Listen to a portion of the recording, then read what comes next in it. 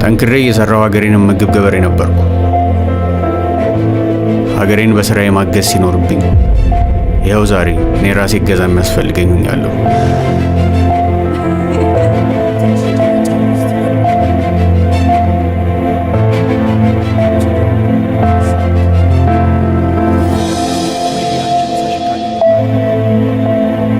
የልጆቼን ነገ ለማየት የጓጓው በፍቅርና በደስታ ኖር ነበር።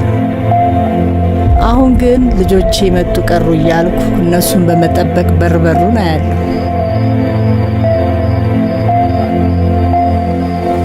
ቀን ከሌት እያጠናሁ ብሔራዊ ፈተናን በጥሩ ውጤት አልፌ ዩኒቨርሲቲ ለመግባት እየጣርኩ ነበር። አሁን ግን አባቱ ማን እንደሆነ የማላውቀው ልጅ እያሳደግኩ በስደተኞች መጠለያ ውስጥ እገኛለሁ።